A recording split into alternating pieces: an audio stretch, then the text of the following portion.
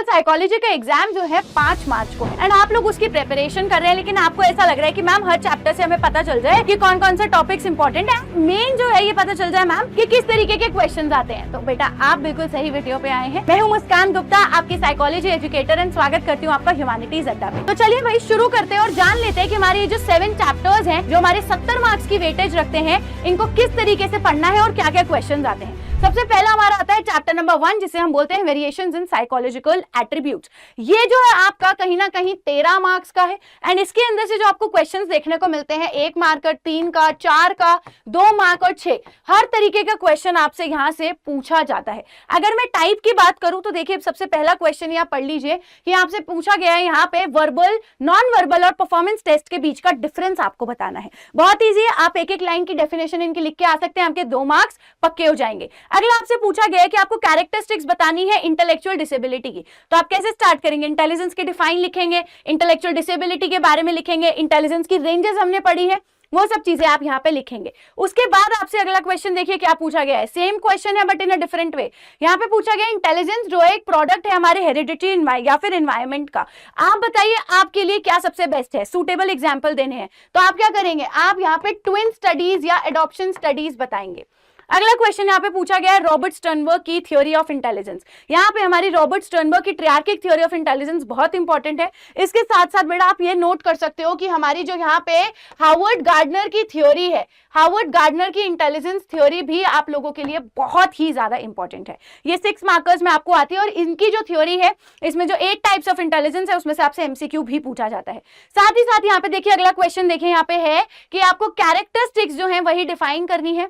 ठीक है, आगे जब हम जाते हैं तो हमारा सेल्फ एंड पर्सनालिटी आता है, ये भी आपका 13 मार्क्स का है। 1, 2, 3, 4 एंड 6 हर तरीके का क्वेश्चन आपका यहाँ से आता ही आता है। आप ये मान के चलिए कि आपके 1 मार्कर्स जो एमसीक्यूज आपके आते हैं, कम से कम नहीं तो 15 एमसीक्यूज तो आते हैं, तो उसी अकॉर्डिंग आपका आएगा। अब यहाँ पे इसके अंदर हम पर्सनालिटी पढ़ते हैं और आपको सेल्फ में जो आपका सेल्फ वाला टॉपिक है, सेल्फ एस्टीम, सेल्फ कॉन्सेप्ट, इसमें से आपको एमसीक्यूज तो पूछे ही जाते हैं। अब मैं बात करूं यहाँ पे क्वेश्चन की, तो आपसे पूछा गया है कोई भी 2 फीचर्स आपको प्रोजेक्टिव टेक्निक्स की बतानी है। ठीक है, हमारे प्रोजेक्टिव टेस्ट जो है बहुत ही ज्यादा इंपॉर्टेंट है एंड आपको ये बिल्कुल याद रखने हैं। ठीक है, अगला हमसे पूछा गया है कि क्या क्लासिफाई करना लोगों को पर्सनालिटी टाइप्स में ओवरलुक कर देता है कॉम्प्लेक्सिटीज ऑफ ह्यूमन बिहेवियर। आपको यहाँ पे रीजन देना है। देखा जाए तो ये क्या बात हो रही है, यहाँ पे ट्रेट थ्योरी की बात हो रही है ना, क्योंकि ट्रेट थ्योरी ही तो ये टाइप लोगों के लिए बोलती है कि आप जब लोगों को एक पर्टिकुलर डब्बे में, बॉक्स में, टाइप में बंद कर देते हैं तो हम उनकी कॉम्प्लेक्सिटीज जो एक इंसान इतना अलग अलग तरीके के उसको ओवरलुक कर देते हैं। तो आपको ये बताना है यहाँ पे कितना इजी है। तो आपके लिए type and trait theory of personality, जिसके अंदर गॉर्डन ऑलपोर्ट की थ्योरी बहुत ही ज्यादा इंपॉर्टेंट है।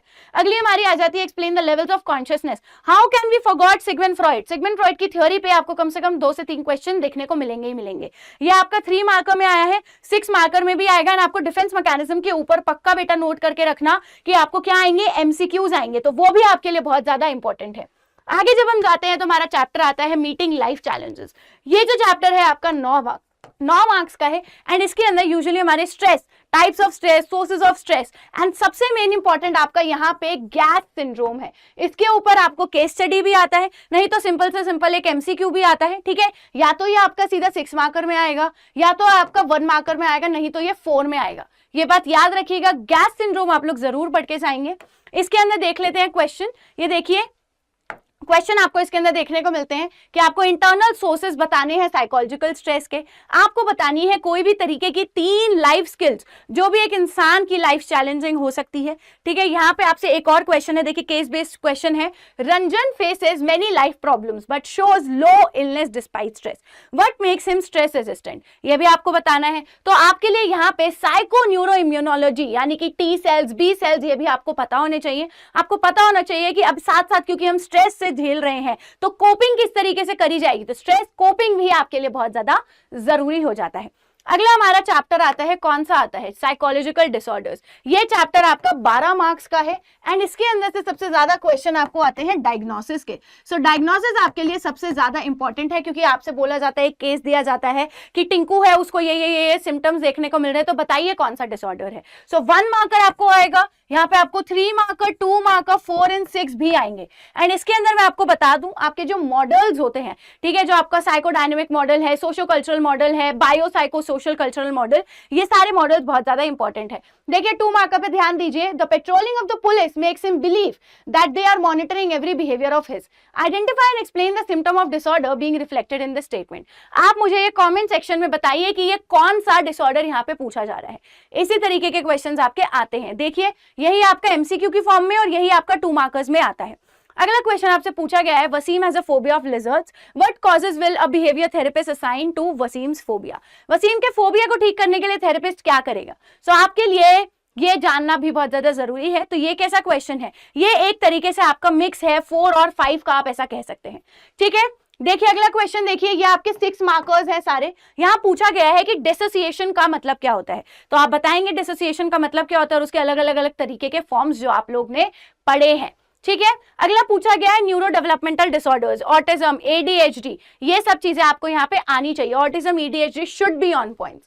अगला आपसे पूछा गया है क्लासिफिकेशन सिस्टम जो हमारा साइकोलॉजिकल डिसऑर्डर्स के लिए यूज किया जाता है, कौन सा किया जाता है? DSM-5 किया जाता है, ये भी आपको पता होना चाहिए। आगे अब हम जाएंगे चैप्टर नंबर 5, थेराप्यूटिक अप्रोचेस। देखिए आप लोगों को ये चैप्टर कुछ रीजन के लिए बहुत डिफिकल्ट लगता है, लेकिन कल मैं आपके लिए यानी कि 1 मार्च को क्या लेके आ रही हूँ?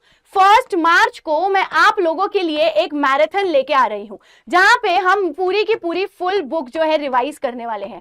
ठीक है, फुल बुक हम लोग रिवाइज करेंगे। तो आप लोगों को क्या करना है? सुबह 10 बजे अपना ब्रेकफास्ट करके आ जाना है क्लास अटेंड करने। पूरी की पूरी बुक जो है खत्म कर डालेंगे कल एक दिन में। फिर उसके बाद उसके एमसीक्यूज, लॉन्ग शॉर्ट, हर तरीके के क्वेश्चंस आगे की क्लासेस में मैं आपको कराने वाली हूँ। हमारी टाइमिंग कल की है 1 मार्च की है 10 बजे। अब आता है हमारा chapter number 5। For some reason बच्चे आप लोग जो हैं इस चैप्टर से बहुत ज्यादा डरते हैं, लेकिन आप मेरी यकीन मानिए ये जो चैप्टर है बहुत ही ज्यादा इजी है। इसके अंदर हमें क्या पढ़ना है? थेरेपीज ही तो थोड़ी थोड़ी पढ़नी है। तो आपको वैसे भी साइकोलॉजी स्टूडेंट होने के नाते ये टेक्निक्स पता होनी चाहिए। तो इसके अंदर आपके 1 मार्कर्स, 6 मार्कर्स, 4 मार्कर्स की ज्यादा संभावना रहती है। ठीक है, तो इस चैप्टर को आपको इसी अकॉर्डिंग क्या है? प्रिपेयर करना है। जब हम इसकी बात करते हैं तो इसके अंदर क्या है? सबसे पहला क्वेश्चन आपको रिहैबिलिटेशन के ऊपर आया है। ठीक है, क्योंकि जब आप किसी को थेरेपी देते हैं तो रिहैबिलिटेशन यानी कि लोगों की जिंदगी में सुधार लाने का काम भी आपका होता है एज अ साइकोलॉजिस्ट। तो रिहैबिलिटेशन के ऊपर आपका एक क्वेश्चन आया है। अगला क्वेश्चन जैसा कि आप देख सकते हैं रैशनल इमोटिव थेरेपी के ऊपर आया है। आपको पता होनी चाहिए, मैं आप लोगों को क्लासेस में इनके कीवर्ड्स कराऊंगी कि इन कीवर्ड्स को आप पहचानेंगे तो आप एमसीक्यू में आंसर कर पाएंगे, और यही कीवर्ड्स आप जब अपने एग्जाम में लिख के आएंगे और अंडरलाइन करके आएंगे तो आपको एक्स्ट्रा मार्क्स भी मिलेंगे। ठीक है, इसके बाद अगला आ जाता है explain the concept of unconditional positive regard. ये जो हमारे कार्ल रॉजर्स की थ्योरी है, ये जो कार्ल रॉजर्स की पर्सनालिटी की थ्योरी है, या फिर ये जो हमारी पर्सनालिटी में साथ साथ में हमारी ये थेरेपी के अंदर जो आती है, ये दोनों ही आपके लिए बहुत ज्यादा इंपॉर्टेंट है। तो अनकंडीशनल पॉजिटिव रिगार्ड जो है आप दिखाएंगे। ठीक है, अनकंडीशनल पॉजिटिव रिगार्ड। ठीक है, ठीक, अब आ जाता है हमारा चैप्टर नंबर कौन सा? Chapter number 6, attitude and social cognition. ये जो चैप्टर है इसके अंदर से आपको 1 मार्कर, 2 मार्कर, 3, 4 एंड 6 देखने को मिल जाते हैं। इसके अंदर से आपको प्रेजुडिस पे बड़ा ही सवाल आता है। ठीक है, ये आपको याद रखना है। सो इसके अंदर देखिए क्वेश्चंस, हिमेश जो है पॉपुलर है स्कूल में बट बहुत ही ज्यादा रूड है एंड डिफरेंट है towards students of other schools. यहाँ पे हमें सोर्स ऑफ प्रेजुडिस यहाँ पे बताना है। ठीक है, आपको ऐसे तरीके के क्वेश्चन जो है, सोर्स, कैरेक्टरिस्टिक्स, ये सब चीजें जो है आपसे पूछी जाती हैं।